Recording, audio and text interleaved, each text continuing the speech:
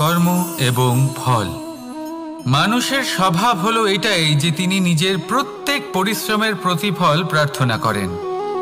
বেশিরভাগ সময় এই ফলাফলের চিন্তা করতে করতে, কল্পনা করতে করতে উনি কর্ম করতে থাকেন যে আমি এই কাজটা করলে এই ফল পাবো।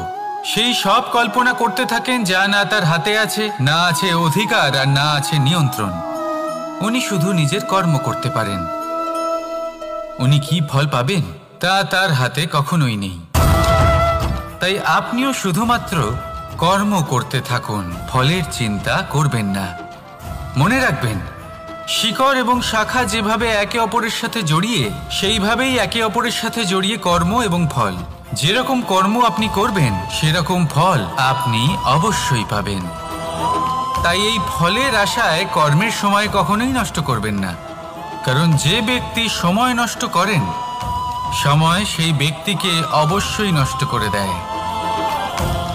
কর্ম করুন নিঃস্বার্থভাবে, ফলের চিন্তা করবেন না, আর আমার সাথে ভালোবেসে বলুন রাধা রাধা।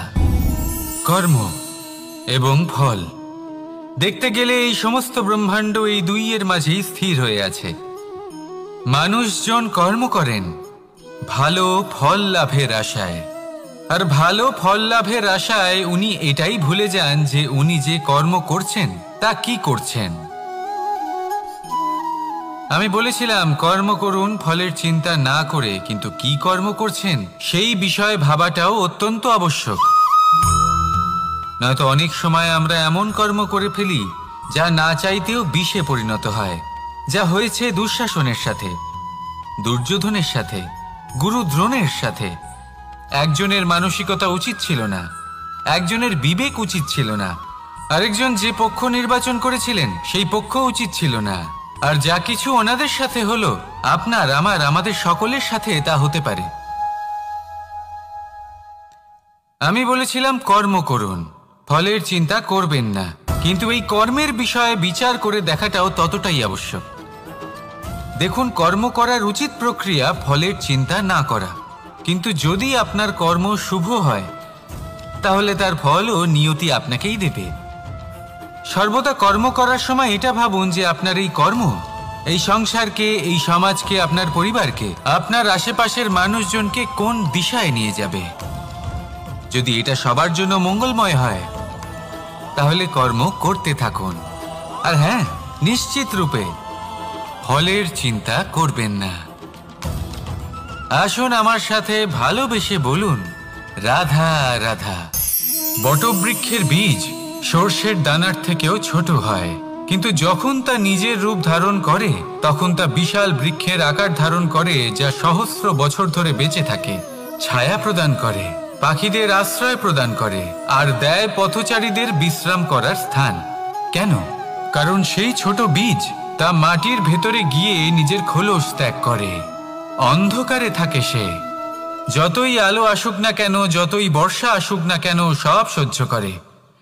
আর তারপরে একটা চারা গাছ অঙ্কুরিত হয়, তারপর ধীর গতিতে একটা বিশাল বৃক্ষতে পরিণত হয়। দেখুন, জীবনে কঠিন সময় আসে, এই জন্য নয় যে আপনি হার মেনে নেবেন, এই জন্য আসে যাতে আপনি ভবিষ্যৎ নির্মাণের জন্য নিজেকে তৈরি করতে পারেন।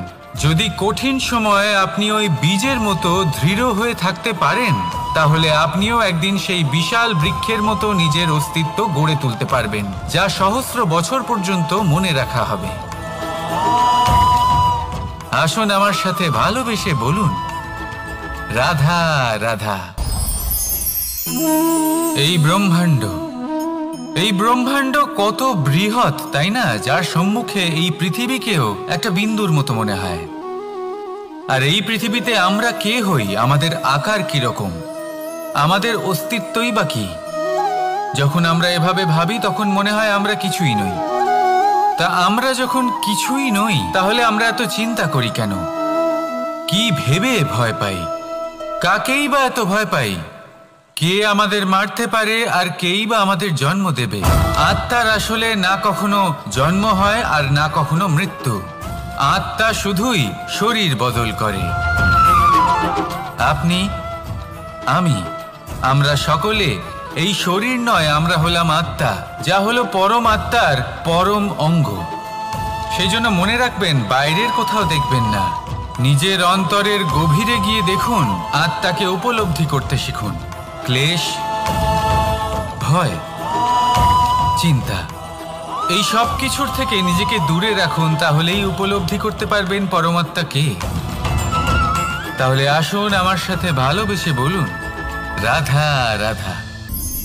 পরিবর্তন এই সংসারের শাশ্বত নিয়ম। কোনো রাজা নেই যিনি চিরকাল রাজা থাকেন, কোনো ধনী ব্যক্তি নেই যিনি চিরকাল ধনী থাকবেন। এই সংসারে সূর্যের স্থান নেওয়ার জন্য চন্দ্রিমার আগমন ঘটে। কোন স্থান যাকে পতিত বলা হয়েছিল সেখানে মহল তৈরি হয়েছে। কোন স্থান যাকে আজ মলিন বলা হয়েছে কাল সেখানে মন্দিরও স্থাপন হতে পারে। কোনো ঋতু চিরকালের জন্য থাকে না, কখনো সময় চিরকাল একরকম থাকে না। আজ যে আপনার কাছে রয়েছে কাল অন্য কারোর ছিল, আজ যে আপনার কাছে রয়েছে কাল তা অন্য কারোর কাছে চলে যাবে। আপনার সাথে কিছু থাকলে তা হলো আপনার কর্ম, কিন্তু সেই কর্মের পরিণামও আপনার নয়। আপনি শুধু কর্ম করুন, বাকি সবকিছুই পরিবর্তনশীল। কিন্তু সেই পরিবর্তনকে দেখে ভয় পাওয়ার প্রয়োজন নেই, তাকে স্বাগত জানান। যদি আপনি হাসি মুখে সেই পরিবর্তনকে স্বাগত জানান, তাহলে এই পরিবর্তনও হাসি মুখে আপনার সাথে থাকবে। আসুন আমার সাথে ভালোবেসে বলুন, রাধা রাধা। সঞ্চয়। মানুষের যখন থেকে বোধবুদ্ধি হয় সঞ্চয় করতে আরম্ভ করে দেন। সঞ্চয় করতে থাকেন ভোজনের, সঞ্চয় অর্থের, সঞ্চয় শক্তির। নিজের জন্য করেন, নিজের পরিবারের জন্য করেন, নিজের স্ত্রীর জন্য করেন, সন্তানের জন্য করেন, সন্তানের সন্তানের জন্যও সঞ্চয় করেন। সঞ্চয় করার জন্য ওনার কাছে অনেক কারণ রয়েছে, কারণ উনি এটা ভাবেন যে এই সঞ্চিত শক্তির জন্য কেউ ওনার কোনো ক্ষতি করতে পারবে না। মানুষ ভুলে যান একটা গুরুত্বপূর্ণ কথা, এই সত্য, উনি এই সংসারে খালি হাতেই এসেছিলেন, আর এখান থেকে ওনাকে খালি হাতেই যেতে হবে। যা এখানকার তা এখানেই থেকে যাবে। আর যদি কিছু ওনার সাথে যায় তা হলো ওনার কর্ম, আর কিচ্ছু নয়। তাই যদি কিছু অর্জন করতে চান তাহলে শুভ কর্ম অর্জন করুন, আত্মশক্তি অর্জন করুন, কারণ পরলোকে এটাই হবে আপনার সম্পত্তি। তাহলে কি এটা আপনি অর্জন করতে চান না? আসুন আর আমার সাথে ভালোবেসে বলুন, রাধা রাধা। সদিচ্ছা। দেখতে গেলে 3 অক্ষরে তৈরি এই শব্দ, কিন্তু সমস্ত ত্রিলোক তার উপরেই আধারিত। আপনি এই সংসারে এসেছেন, তখন অবশ্যই শ্বাস নেবেন, কিন্তু তার বদলে আপনাকে কিছু তো দিতেই হবে। আপনার উপর নির্ভর করছে আপনি কি দেবেন। কি দেবেন এই সংসারকে, এই সমাজকে, নিজের পরিবারকে, আর তার বদলে কি নেবেন? যশ নাকি অপযশ? দেখুন, এক ছিল রাবণ, যে কিনা সমুদ্র পার করল সীতাকে অপহরণ করার জন্য, আর এক ছিলেন রামচন্দ্র, যিনি সমুদ্র পার করেছিলেন, সেতু বানিয়ে গিয়েছিলেন সীতাকে ফিরিয়ে নিয়ে আসার জন্য। দুজনেই সমুদ্র পার করেছিলেন, শুধু পার্থক্য ছিল সদিচ্ছাকে বোঝার, লক্ষ্যের। অনেক মানুষের যাত্রা একরকম হতেই পারে, কিন্তু আনন্দ তখনই লাভ করবেন যখন লক্ষ্য শুভ হবে, মহান হবে। এই লক্ষ্য দিয়ে এই সংসারের কল্যাণ হবে এবং মানুষের সম্মান হবে। যদি আপনার সংকল্প উচিত হয় তাহলে আপনার লক্ষ্য উচিতই হবে, নয়তো শুধুমাত্র বিনাশ হবে। আর উচিত এটাই হবে যে বিনাশের হাত থেকে যেন নিজেকে বাঁচানো যায়, কি বলেন? তাই জীবনে যে লক্ষ্য স্থির করছেন মনে রাখবেন তা যেন শুভ লক্ষ্য হয়। যদি এরকম হয় তাহলে আপনার যাত্রা, আপনার জীবন দুটোই শুভময় হবে। আসুন আর আমার সাথে ভালোবেসে বলুন, রাধা রাধা। সুরক্ষা। এই সুরক্ষা আসলে কি? এটা কি কোনো কবচ নাকি কোনো সীমা? এই সুরক্ষা আসলে অন্য কিছু। আমাদের মাতা পিতা, আমাদের প্রিয়জন, আমাদের বন্ধু, এই সমাজ, আমাদের শুভাকাঙ্ক্ষী, আমাদের আত্মীয়, এনারা সবাই আমাদের জীবনে কোনো না কোনো ভাবে সুরক্ষা দিয়ে থাকেন, একটা কবচ দিয়ে থাকেন কোনো না কোনো রূপে।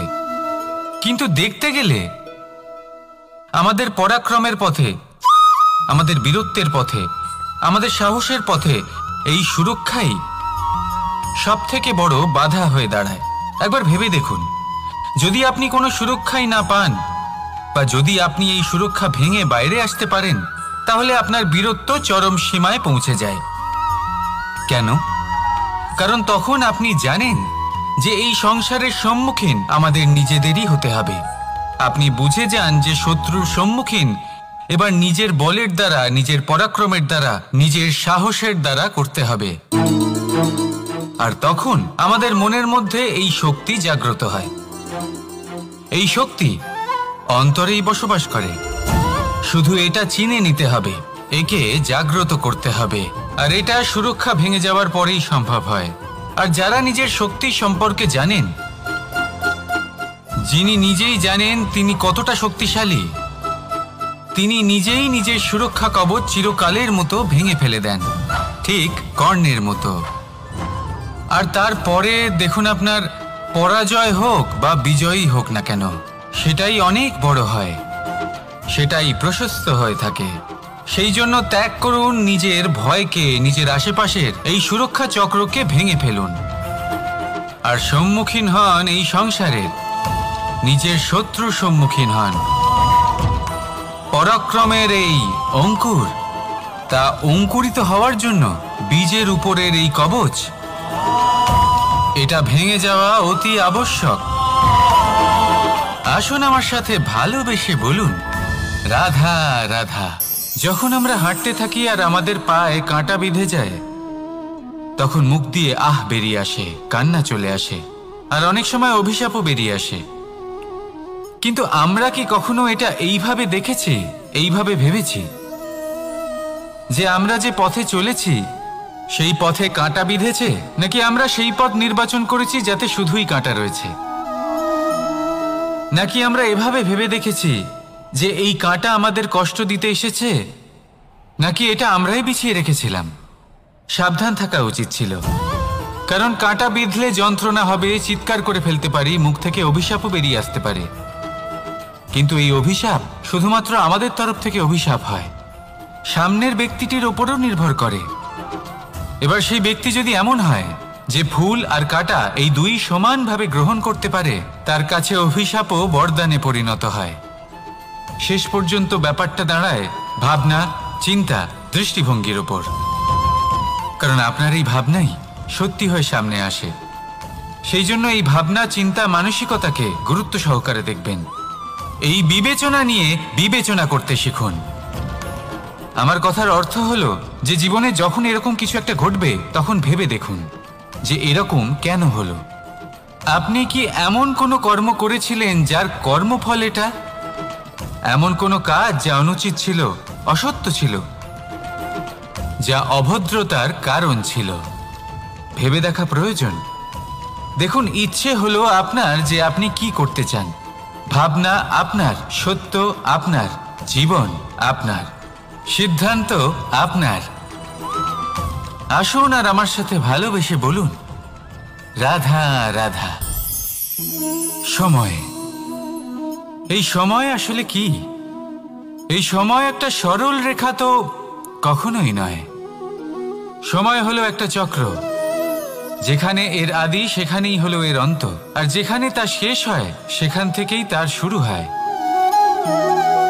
এই সময় একটা অত্যন্ত বিচিত্র চিন্তা, বিচিত্র ভাবনা, একটা বিচিত্র বস্তু যা কেউ বুঝতে পারেন না। এই সময়ের লীলা, এর কোনো প্রমাণ নেই, কোনো জ্ঞান নেই, কোনো পরিমাপ নেই। শুধু এটুকু আমরা জানতে পারি, যেখানে শেষ হবে সেখান থেকে একটা নতুন সূচনাও হবে। যা আজ আপনার কাছে আছে, কাল অন্য কারোর কাছে যাবে, তারপরে তার কাছ থেকেও অন্য কারোর কাছে যাবে, তারপরে তার থেকেও ছিনিয়ে নেওয়া হবে। এই নিয়তির একজনের কাছ থেকে অন্যজনের কাছে আদান প্রদানের এই সময় হলো আপনার সময়। এই সময়ের সদ্ব্যবহার করুন, এই সময়কে বাঁচুন। আপনাকে শুধু এটাই সুনিশ্চিত করতে হবে যে আপনি কোন পক্ষে আছেন। আর সত্যি বলতে কি, আপনার জীবনের পরিণাম নির্ভর করে আপনার নির্বাচনের ওপর। আপনি কোন পক্ষ নির্বাচন করছেন। তাহলে মনে রাখবেন, জীবনে সেই পক্ষই নির্বাচন করবেন যা চয়ন করার পরে আপনি সুখ অনুভব করবেন, আপনি সন্তোষ লাভ করবেন, প্রসন্নতা লাভ করবেন। আর আমি এটাই সুনিশ্চিত করব যে এই পক্ষ যেন শান্তির পক্ষ হয়, এই পক্ষই যেন প্রেমের পক্ষ হয়। তাহলে চিন্তা করবেন না, আর আসুন আমার সাথে ভালোবেসে বলুন রাধা রাধা। দৃষ্টি আর দৃষ্টিভঙ্গি, এই সমগ্র লীলা হলো এই দুইয়ের। বিচিত্র হতে পারে, কিন্তু এটাই সত্যি। এবার আপনাকে একটা উদাহরণ দিয়ে বোঝাই।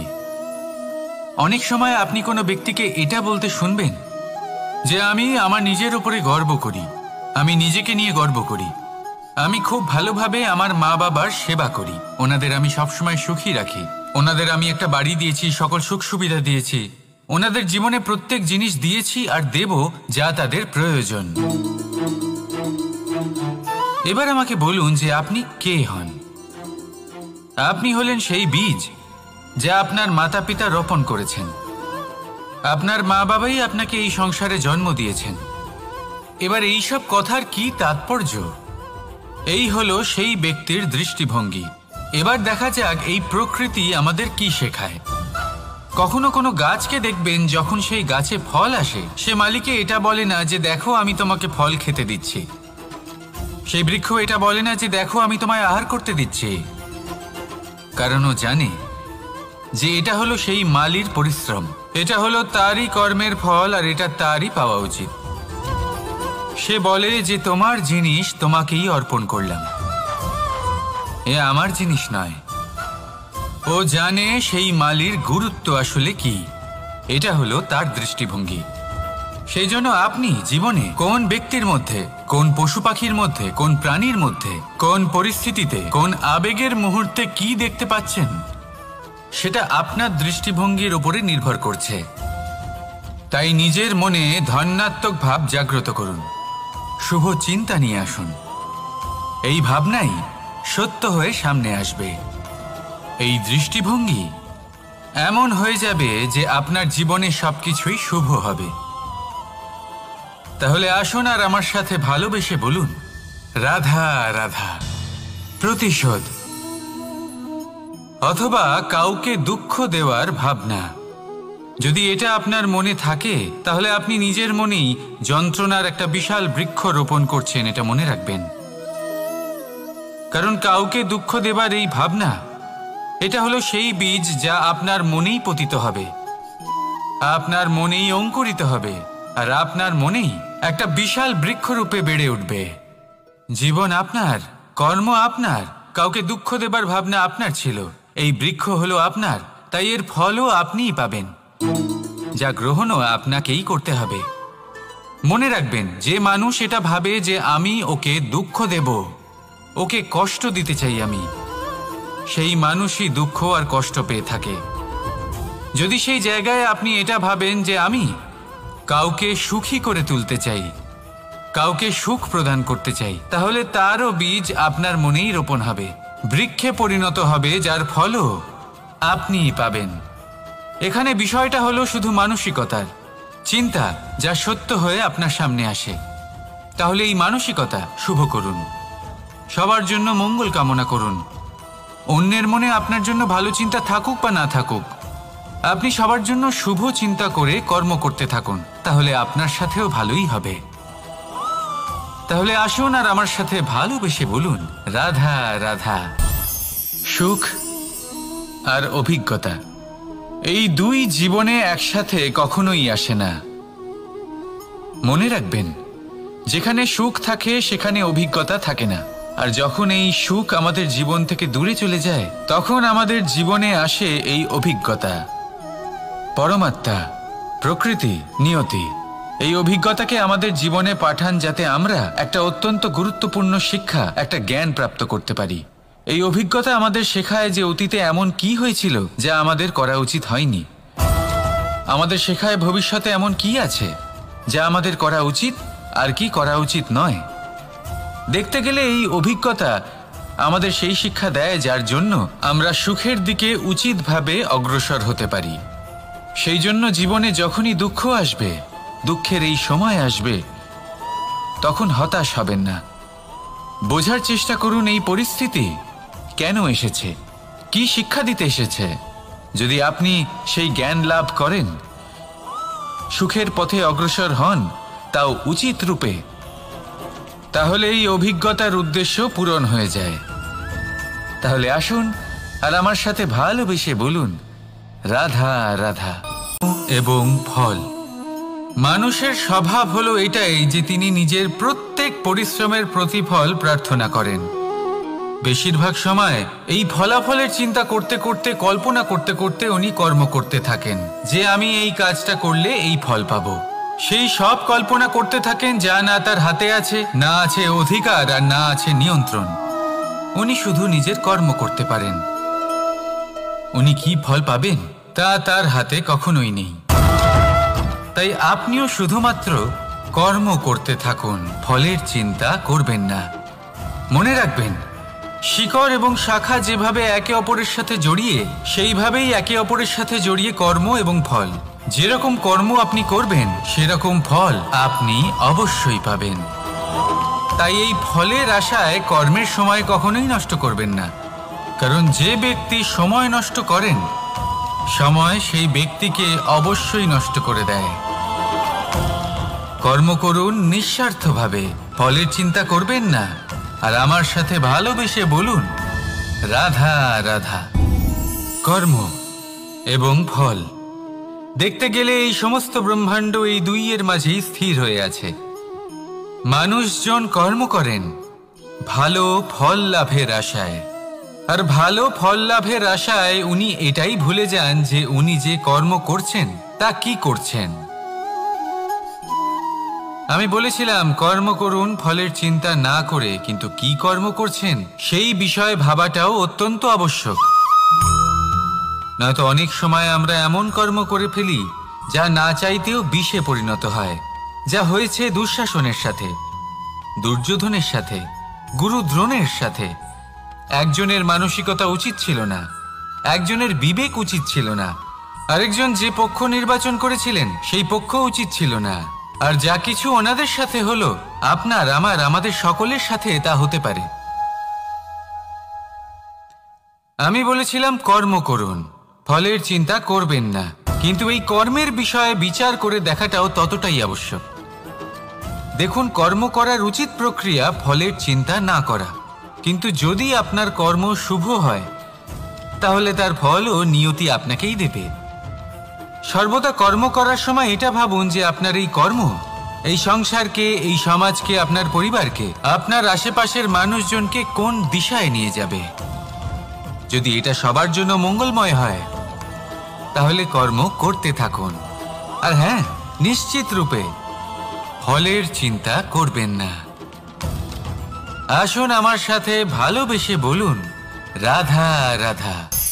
বটবৃক্ষের বীজ সর্ষের দানার থেকেও ছোট হয়, কিন্তু যখন তা নিজের রূপ ধারণ করে তখন তা বিশাল বৃক্ষের আকার ধারণ করে, যা সহস্র বছর ধরে বেঁচে থাকে, ছায়া প্রদান করে, পাখিদের আশ্রয় প্রদান করে, আর দেয় পথচারীদের বিশ্রাম করার স্থান। কেন? কারণ সেই ছোট বীজ তা মাটির ভেতরে গিয়ে নিজের খোলস ত্যাগ করে।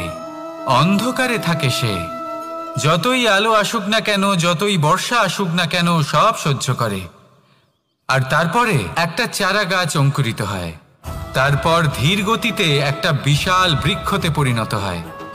দেখুন, জীবনে কঠিন সময় আসে, এই জন্য নয় যে আপনি হার মেনে নেবেন, এই জন্য আসে যাতে আপনি ভবিষ্যৎ নির্মাণের জন্য নিজেকে তৈরি করতে পারেন। যদি কঠিন সময়ে আপনি ওই বীজের মতো দৃঢ় হয়ে থাকতে পারেন, তাহলে আপনিও একদিন সেই বিশাল বৃক্ষের মতো নিজের অস্তিত্ব গড়ে তুলতে পারবেন, যা সহস্র বছর পর্যন্ত মনে রাখা হবে। আসুন আমার সাথে ভালোবেসে বলুন, রাধা রাধা। এই ব্রহ্মাণ্ড কত বৃহৎ, তাই না? যার সম্মুখে এই পৃথিবীকেও একটা বিন্দুর মতো মনে হয়। আর এই পৃথিবীতে আমরা কে হই, আমাদের আকার কিরকম, আমাদের অস্তিত্বই বা কি? যখন আমরা এভাবে ভাবি তখন মনে হয় আমরা কিছুই নই। তা আমরা যখন কিছুই নই তাহলে আমরা এত চিন্তা করি কেন? কি ভেবে ভয় পাই? কাকেই বা এত ভয় পাই? কে আমাদের মারতে পারে আর কেই বা আমাদের জন্ম দেবে? আত্মার আসলে না কখনো জন্ম হয় আর না কখনো মৃত্যু। আত্মা শুধুই শরীর বদল করে। আপনি, আমি, আমরা সকলে এই শরীর নয়, আমরা হলাম আত্মা, যা হলো পরম আত্মার পরম অঙ্গ। সেই জন্য মনে রাখবেন, বাইরের কোথাও দেখবেন না, নিজের অন্তরের গভীরে গিয়ে দেখুন, আত্মাকে উপলব্ধি করতে শিখুন।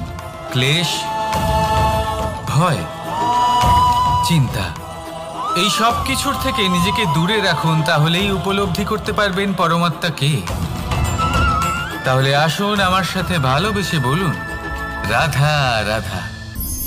পরিবর্তন এই সংসারের শাশ্বত নিয়ম। কোনো রাজা নেই যিনি চিরকাল রাজা থাকেন, কোনো ধনী ব্যক্তি নেই যিনি চিরকাল ধনী থাকবেন। এই সংসারে সূর্যের স্থান নেওয়ার জন্য চন্দ্রিমার আগমন ঘটে। কোন স্থান যাকে পতিত বলা হয়েছিল সেখানে মহল তৈরি হয়েছে। কোন স্থান যাকে আজ মলিন বলা হয়েছে কাল সেখানে মন্দিরও স্থাপন হতে পারে। কোনো ঋতু চিরকালের জন্য থাকে না, কখনো সময় চিরকাল একরকম থাকে না। আজ যে আপনার কাছে রয়েছে কাল অন্য কারোর ছিল। আজ যে আপনার কাছে রয়েছে কাল তা অন্য কারোর কাছে চলে যাবে। আপনার সাথে কিছু থাকলে তা হলো আপনার কর্ম, কিন্তু সেই কর্মের পরিণামও আপনার নয়। আপনি শুধু কর্ম করুন, বাকি সবকিছুই পরিবর্তনশীল।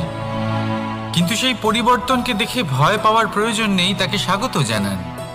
যদি আপনি হাসি মুখে সেই পরিবর্তনকে স্বাগত জানান, তাহলে এই পরিবর্তনও হাসি মুখে আপনার সাথে থাকবে। আসুন আমার সাথে ভালোবেসে বলুন, রাধা রাধা। সঞ্চয়। মানুষের যখন থেকে বোধ বুদ্ধি হয় সঞ্চয় করতে আরম্ভ করে দেন। সঞ্চয় করতে থাকেন ভোজনের, সঞ্চয় অর্থের, সঞ্চয় শক্তির। নিজের জন্য করেন, নিজের পরিবারের জন্য করেন, নিজের স্ত্রীর জন্য করেন, সন্তানের জন্য করেন, সন্তানের সন্তানের জন্যও সঞ্চয় করেন। সঞ্চয় করার জন্য ওনার কাছে অনেক কারণ রয়েছে, কারণ উনি এটা ভাবেন যে এই সঞ্চিত শক্তির জন্য কেউ ওনার কোনো ক্ষতি করতে পারবে না। মানুষ ভুলে যান একটা গুরুত্বপূর্ণ কথা, এই সত্য, উনি এই সংসারে খালি হাতেই এসেছিলেন আর এখান থেকে ওনাকে খালি হাতেই যেতে হবে। যা এখানকার তা এখানেই থেকে যাবে। আর যদি কিছু ওনার সাথে যায় তা হলো ওনার কর্ম, আর কিচ্ছু নয়। তাই যদি কিছু অর্জন করতে চান তাহলে শুভ কর্ম অর্জন করুন, আত্মশক্তি অর্জন করুন, কারণ পরলোকে এটাই হবে আপনার সম্পত্তি। তাহলে কি এটা আপনি অর্জন করতে চান না? আসুন আর আমার সাথে ভালোবেসে বলুন, রাধা রাধা। সদিচ্ছা।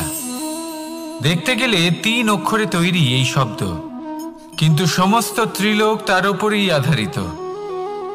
আপনি এই সংসারে এসেছেন, তখন অবশ্যই শ্বাস নেবেন, কিন্তু তার বদলে আপনাকে কিছু তো দিতেই হবে।